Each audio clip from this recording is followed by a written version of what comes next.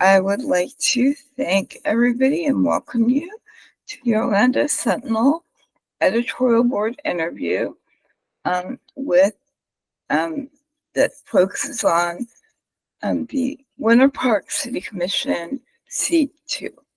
It's being vacated by Sheila DeCiccio, who is going to be running for mayor.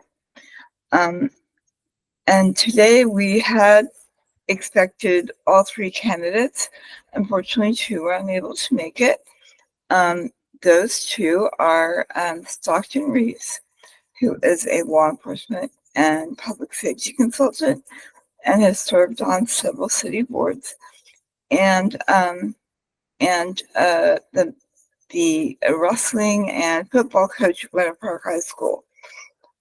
They aren't able to be here, but Jason Johnson, a local attorney who has spent 3 years on the city's Board of Adjustments and who grew up in Central Florida and has lived in Winter Park for about 10 years, is here with us. So we're going to spend some time with him, and we will be talking about some of the issues here in Winter Park. And I'm going to jump right in because you, as a parent, really understand this. Winter Park has a reputation for gracious living that has covered many generations, but many residents have given up on the possibility that their own children will be able to find homes in the city. What, if anything, should the city do to increase the affordable housing supply? Well, thanks for asking that question. Thanks for the Orlando Sentinel for organizing this and for having me today. So we have something in the city of Winter Park called the CRA, and that is set to sunset here pretty soon. And the city is looking to both extend the length of the CRA and expand the geographical boundaries of the CRA. And that is going to require the consent of Orange County. And I think as part of the process of negotiating that extension and expansion, Mayor Demings is going to require that the city of Winter Park devote some of the funds that come out of that CRA to affordable housing efforts. The city of Winter Park already has a number of units of affordable housing that are under the direction of the Winter Park Housing Authority. We're a little bit different in some of our adjacent communities in that we're landlocked. There's not a lot of land for us to bring into the city limits of Winter Park. And so any sort of affordable housing is going to have to really be redevelopment of existing lands within the city of Winter Park. And some of that CRA money could be used to improve the existing units that we have. Perhaps there is some city land that could be used to develop new affordable housing. But if the idea is to build large-scale, multifamily affordable housing within the city of Winter Park, that's not something I'm going to be generally in favor of. My North Star in all of this is preserving the charm and village feel that the city of Winter Park has. And I'm not sure that building large-scale affordable housing developments is going to do a lot to further that goal. And if I could follow up on that, you did mention that the city can't really annex large amounts of property. There are some enclaves, obviously, but there are also some areas inside the city that might be ripe for redevelopment. What areas, if you were going to pick some areas where redevelopment efforts should be focused, what parts of the city would you be looking toward? Well, you're right that there are a few small areas that could be ripe for annexation. And the issue with annexation is making sure that the increase to the tax base is not going to be overburdened by the additional necessity for city services that would be required by those annexed areas. So we need to make sure that if we do that, it's done in a smart way. In terms of redevelopment, I think there's this belief in the city of Winter Park that there's only 2 camps of people. You're for either all the development in the world or you're for nothing. I don't think most residents in the city of Winter Park feel that way.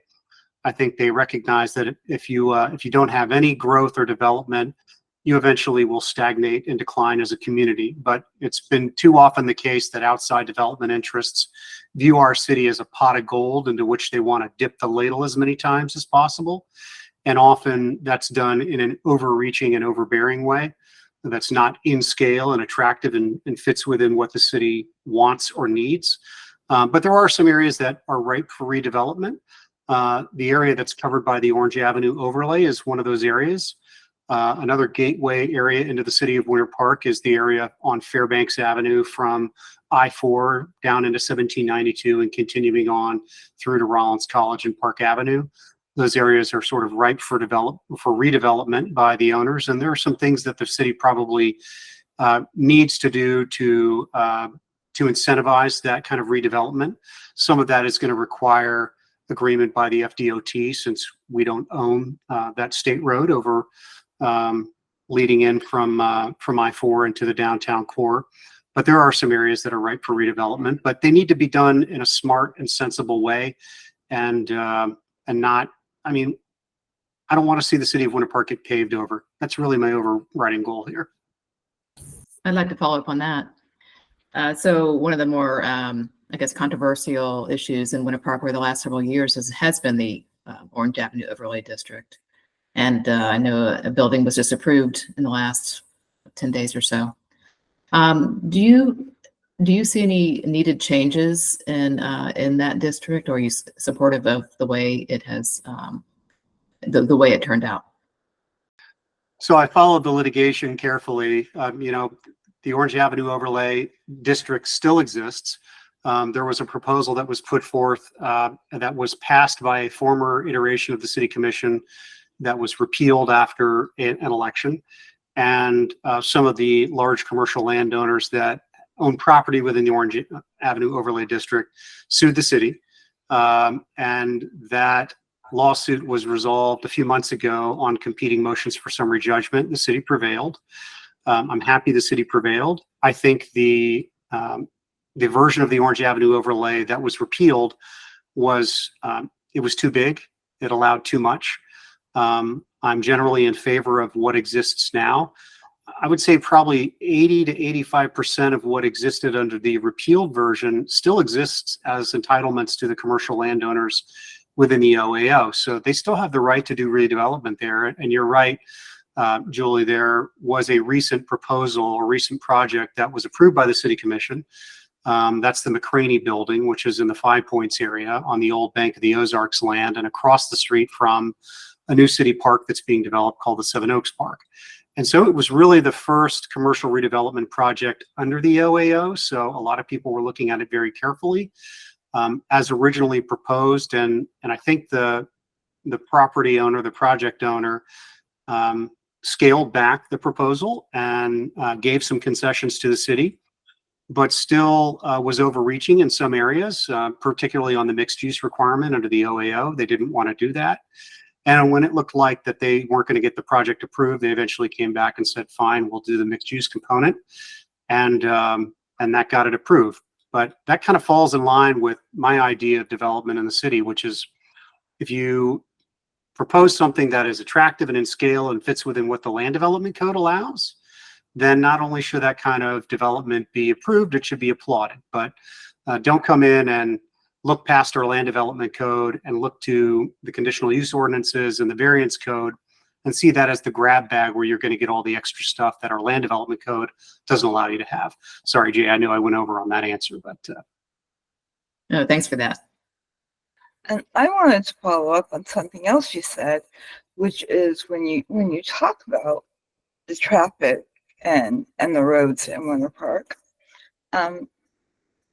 several of the biggest, busiest thoroughfares the city doesn't really control, but there are some problems there. What can the City Commission do to make traffic flow in Winter Park easier and less frustrating? Sure. So from a public safety standpoint, the biggest hurdle, the biggest problem area is the S curve that is on Aloma, that leads from Aloma into Fairbanks. And there's a group out there called Fix 426, which is a group of local residents who've been working hard to advocate some changes to that. And you're right, Chris, that the city of Winter Park is a little bit limited. Well, not a little bit limited. We're very limited in what we can do. We're a little bit hamstrung in what we're allowed to do because FDOT owns that or controls that. It's state-owned. It's a state-owned road. So we can't go in and put in a traffic light if we want to, like we can on a piece of road that's owned by the city. So we have to work with FDOT. And we have been working closely with FDOT and have an approved plan in the works that is going to add some traffic calming devices. There is still, I think, a big piece missing from that. If you drive along that area or if you walk along it sometime, you'll realize that it is very dangerous. There's a lot of speeding that happens there. The sidewalks are generally right up next to the curb. So you have a curb, an immediately adjacent sidewalk, and often immediately adjacent to the sidewalk, you'll have a 6-foot concrete block wall. So you're really, standing very, very close to a very busy road with a lot of speeding traffic. So it's a dangerous area for pedestrians. It's, covered on all sides by houses. That's not a commercial district going through that S curve. So it's an area of high concern for the people who live around there. I had friends who lived close by, and when we visited their house and I was leaving their house to go back to ours, I felt like I was taking my life in my hands. So we have to work closely with FDOT.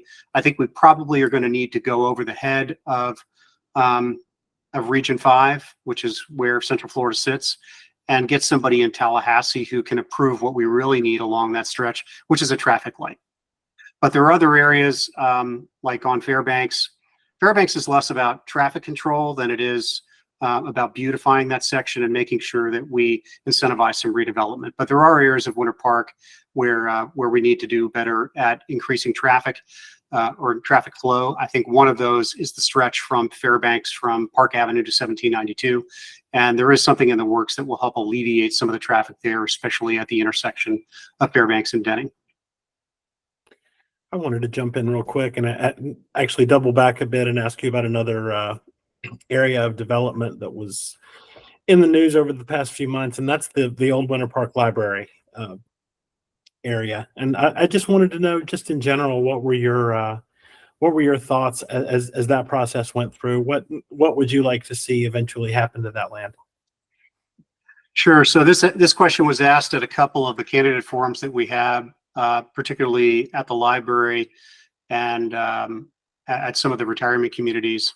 And the question at the library was, it was promised at the time the new library was developed that the old library property would be sold and the bond debt for the new library paid down with some of that money. So why don't we just go ahead and sell that old library space? I'll tell you that I'm not in favor of that idea. If you drive east on Fairbanks coming from Lakemont, and you get to the curve that starts going around towards Rollins, you will see the old library right in front of you.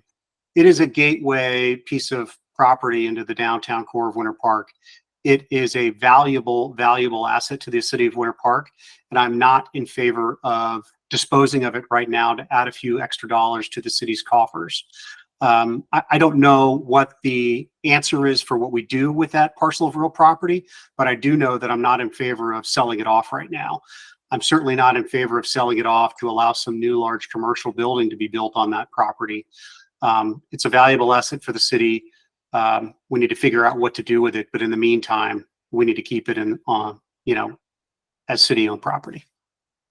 Thank you. I wanted to ask a question that either has a very long answer or a very short answer. Are you satisfied with the performance of the city manager? I think the answer to that is yes. I think there are some things that could be done a little bit better, but I think the city manager has generally done a good job for the city. I also have a question, a financial question. Winter Park's tax rate is right in the middle or even slightly lower than the average in Orange County, yet the city has built up considerable reserves.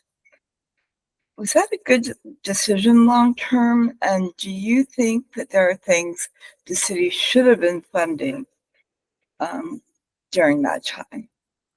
Well, that's a tricky question. I mean, there are always things in hindsight that the city could and should have been funding, like stormwater infrastructure maintenance is a big one, as we all saw from Hurricane Ian. Our stormwater infrastructure here in the city of Winter Park is lacking. I think the current iteration of the city commission has recognized that and has devoted some funding in future years to fix some of those problems. We need to be careful about not overspending in that regard, because the water that flows out of here flows through other jurisdictions before it gets to the St. Johns River. So we need to make sure we don't overdo it on our end and get limited results based on what our adjacent communities have. But there are some things in hindsight that obviously we could have been spending some money on that would have benefited the city. I'm not opposed to the fact that we have large reserves. I think it's great for the city that we have a good reserve sitting there. I've heard this complaint that, we have too much in reserves and you need to be cutting our millage to give people a tax break. The fact that folks' taxes have risen is not a result of the city commission raising the millage. It's the result of the benefit of living in the city of Winter Park, which is our property values tend to rise greater than other communities in the surrounding cities. That's a good thing, not a bad thing. I've paid more real estate taxes each year because my property values are going up. That's okay with me. I'm getting the benefit of that in terms of my long-term investment. So Jay's throwing me off by throwing up 30-second sign there, but there are always things that we could and should have been doing, but I think the city's made some wise choices. We bought our own utility 20 plus years ago. That turned out to be a great decision. We bought the Winter Park 9 golf course. That turned out to be a very good decision. We have saved the Winter Park Pines golf course from being scraped and turned into, thousands of condominiums, and kept that golf course. And the greens fees from that are more than paying for the debt service on it, allowing us to make improvements there. So I think we've made some good decisions with the city money. And so that's my answer. I have a more basic question. Can you tell our readers, what prompted you to run? Sure. I think the biggest thing for me, and I've had an interest in, public affairs for a long time, but what got me interested in Winter Park was Winter Park's public affairs is the area where we live has a cemetery back near it. And this is kind of a long-winded answer for that. I apologize, but I'll try to shorten it. That property is all parks and recreation land under our city code. And right now it's just a cemetery. They will host some graveside services, but that's it. And in fact, I will be buried at that cemetery one day, so I'm not opposed to the cemetery. But what they proposed was building a very, very large funeral home on the backside of their property, which is only allowed in commercially zoned property in the city of Winter Park. And so I was opposed to the idea of just doing that in general, because the amount of traffic that comes in and out of that cemetery already comes down a residential street that goes right through our neighborhood. And people treat that road like it's the Talladega Superspeedway. It is one lane in each direction, separated by a large median. And people who don't live there, who are just visiting the cemetery, they speed down it all the time. We had a 6 or 7 year old daughter at the time when they proposed this, and we're blessed to live in a neighborhood which was much like it was when I was a kid. We don't have to schedule play dates for her. If she wants to go play with her friends, she can jump on her scooter or her bicycle and ride across the street or down the street to a friend's house. And so we were already concerned by the amount of increased traffic in the neighborhood. But the funeral home, and they weren't proposing to host funerals just for people being buried at Glen Haven Cemetery. They'd be buried for funerals for people being buried anywhere in Central Florida or even out of state. And they were proposing to host those funerals well after the cemetery's normal operating hours. So I opposed it on those grounds, but the lawyer in me was really bugged by the idea of the way they went about it. Rather than saying, we would like to rezone part of this property as commercial and allow us to put up a funeral home, they did something that I considered to be shady, and they went and tried to amend the conditional use ordinance for parks and recreation property to add as an allowed conditional use a funeral home for parks and recreation property. I just thought that was underhanded and shady. I didn't like it. So I spearheaded an effort among our neighborhood, among our neighbors. We fought it. We lost at P&Z, but we ultimately defeated it in front of the city commission. And so that's what piqued my interest in Winter Park's public affairs. The mayor was kind enough to appoint me to the Board of Adjustments 3 years ago when he was elected. I've served on that board for 3 years now, the last 2 as chairman. So that has just furthered my interest in public service for the city of Winter Park. And this, for me, is just a way of doing some more public service for the city of Winter Park in a more meaningful way than what I'm already doing on the Board of Adjustments. Thanks for that answer. And I'm going to toss in one more question because I think at some point this may be one of the most discussed things in Winter Park. Brick streets, yes or no? Yeah. So when I decided to do this, I had a couple of people say, "Don't ever talk about the brick streets in Winter Park. It's the third rail of Winter Park politics. People either love them or hate them." They're not wrong. I have a love-hate relationship with the brick streets myself. But I'll tell you that the whole reason I'm running is to preserve the charm and village feel that I love so much about this city. And brick streets are unquestionably a part of what make Winter Park such a charming community. There's a pothole on a brick street that I have to drive over every day that I'm convinced, though, is going to rip my front wheel off one of these days anytime soon. We need to do a better job, like we do with the stormwater infrastructure, of maintaining our brick streets. Part of the problem is that, brick streets are constructed in such a way where below the brick, there is a layer of aggregate material.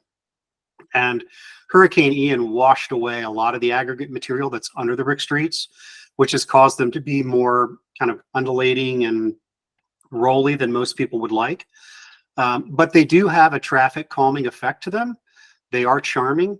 And I like having them as part of the city. So I'm definitely in favor of having them, but we need to figure out a way to devote the resources that are necessary to make sure they're properly maintained.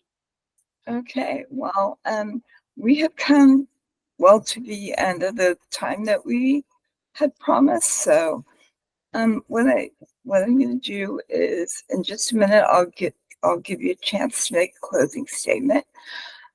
But I did want to let our readers know that though the other 2 candidates were not able to join us, we urge everybody to look at all 3 candidates. Everybody has a website and a social media presence. And there's been a good amount of coverage among, and we do intend to make an endorsement in this race, but it isn't the last answer. We encourage people to do their own research, find the candidate who best represents their values. But we always appreciate it when candidates take time to meet with us. And we hope that everybody has found this helpful and that they make sure to take time to vote before or on March 19th. And with that, Mr. Johnson, if you would go ahead and give us your best argument as to why voters should pick you for this seat. Well, thank you. I appreciate the time. Look, I'm not a politician. I've never run for office before. This for me is just a way to do some public service for a city that I love. You will not see my name on a ballot for Congress, for State House, State Senate, Orange County Commission. This is not a stepping stone for me for higher office. I just want to do what I can to preserve the charm and village feel of the city of Winter Park and to represent the residents' interests in City Hall, not the interests of outside developers who want to come in and pave over our city. I'm the only of the 3 candidates who has real experience, both with my legal background, particularly at a law firm that I worked for that did a lot of development in the city of Winter Park, and as the chair of the Board of Adjustments in dealing with the complex development issues that will invariably come before the City Commission. And while there are a lot of what I call non-sexy issues like infrastructure improvement and maintenance that we're going to have to deal with, the biggest and most controversial issues that come before the City Commission for the City of Winter Park always surround development. They're going to get a fair shake from me, but my interest is going to be that of the residents and putting their interests first and making sure that we preserve the charm and village feel of the city of Winter Park. So if people are interested in learning more about me, I do have a website. It's simple. It's jasonforwinterpark.com. You can learn a lot about me. There's information there on voting. that I think everybody knows is already underway, either vote by mail or early voting through, I think, the 17th, and then voting election day on March 19th. So I would ask for your vote if you're a Winter Park voter and are voting in our election.